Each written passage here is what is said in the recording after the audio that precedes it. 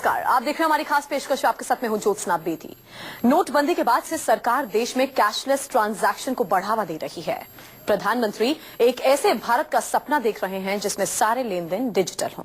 लेकिन सवाल यहां पर यह उठता है कि क्या हमारा देश सारे भुगतान ऑनलाइन करने के लिए तैयार है?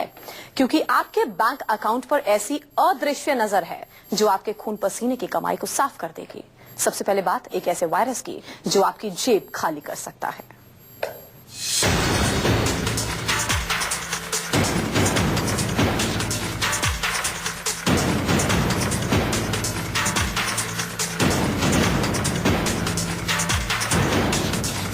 आपके बैंक अकाउंट पर अदृश्य नजर। बहुत सारे लोगों को मोबाइल वॉलेट क्या है, मोबाइल में क्या चल रहा है, इंटरनेट बैंकिंग क्या है मालूम नहीं है। हैकर्स के लिए ये पैराडाइज हो जाएगा। आ गया है आपकी कमाई खाने वाला वायरस। 15 सेकंड में वो आपका मशीन का मालिक हो गया और आपको पता भी नहीं चलेगा। देश के प्रधानमंत्री कैशलेस इंडिया का सपना देख रहे हैं।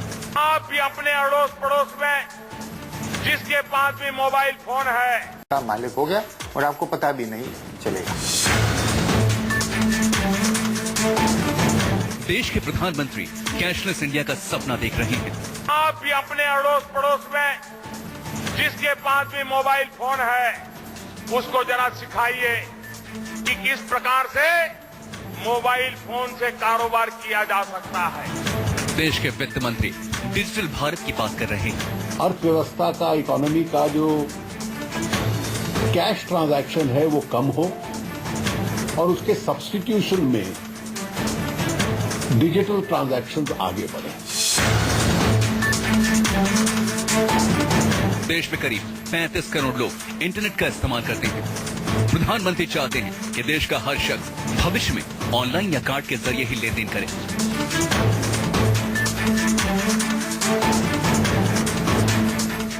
लेकिन सवाल उठते हैं कि क्या देश के 35 करोड़ लोग साइबर क्राइम से सुरक्षित हैं?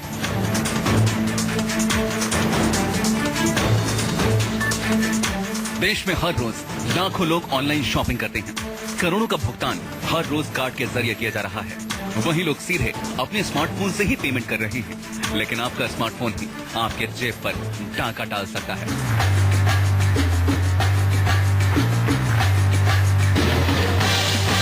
यह है गुलिगन नाम का वायरस।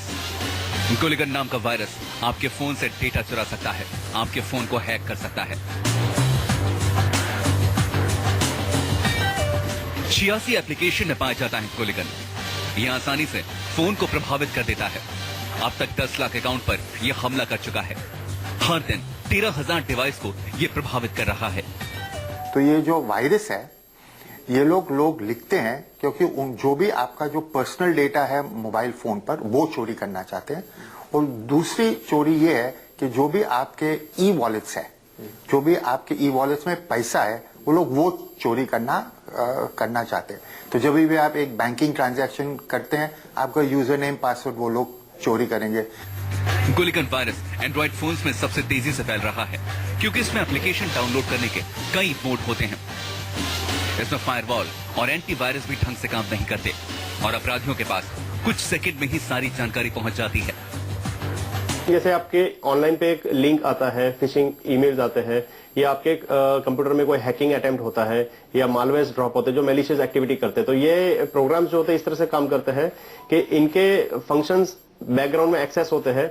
आप जो भी बटन्स प्रेस कर रहे हैं, आपके की लेवर्स है या आप जो भी इन आईडीज या पासवर्ड्स डाल रहे हैं वो पासवर्ड्स तुरंत इनके क्रिमिनल के पास पहुंच जाते हैं। तो सपोज आपने कोई शॉपिंग के लिए वेबसाइट ओपन की है और आपने अगर वहां पे आपके credit card number, CVV number और आपके एक्सपायरी डेट डाले हैं या तक कि आपके एटीएम पिन नंबर भी डाले तो वो भी तुरंत 5-6 सेकंड के अंदर क्रिमिनल के पास पहुंच जाते हैं। जो हैकिंग का जो वायरस है उसको घंटे नहीं चाहिए। एक बार आपने क्लिक किया 15 सेकंड में वो आपका मशीन का मालिक हो गया और आपको पता भी नहीं चलेगा। इस तरह के साइबर अपराधों से डील कर चुके मुंबई के पूर्व पुलिस कमिश्नर डी शिवानंदन कहते हैं कि देश में करोड़ों लोग अभी पूरी तरह कैशलेस होने के लिए तैयार नहीं हैं। वो आसानी से लुट सकते हैं। अपना लोग है 1.37 बिलियन म्हणजे 137 crores of people. Most of them are non-tech people, non-tech savvy.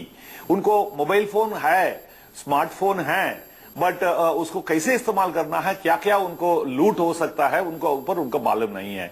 सो जल्दीबाजी में ये सब करेंगे, तो जितना पैसा बैंक अकाउंट में है वो हैंडल बरोबर अच्छा नहीं किया तो उनको लॉट ऑफ साइबर क्राइम होने वाला है।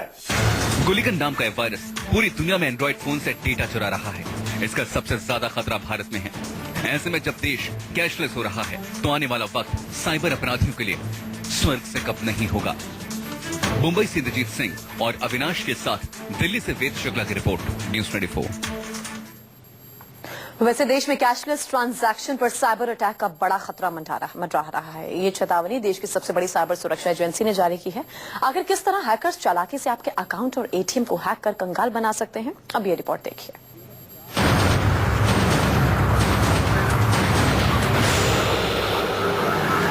कार्ड से पेमेंट करते हैं तो हो जाएं सावधान।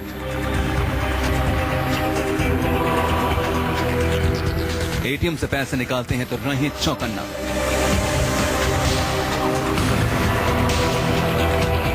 यह खबर देश के उन करोड़ों लोगों के लिए बहुत जरूरी है जो हर रोज कार्ड से पेमेंट करते हैं या एटीएम से पैसे निकालते हैं, क्योंकि साइबर क्राइम करने वाले हैकर्स ने आपको कंगाल करने के ऐसे ऐसे तरीके निकाल लिए हैं जिसके बारे में आप सोच भी नहीं सकते। अगर अगली बार आप कहीं कार्ड से भुगतान करें तो सावधान रहें, क्योंकि हैकर्स ने कई तरह के डिवाइस बना लिए हैं जिनसे आपके क्रेडिट या डेबिट कार्ड का क्लोन बनाया जा सकता है। कई स्किमर डिवाइस हैं जिनसे कार्ड स्वाइप होते ही सारी जानकारी सिस्टम में आ जाती है।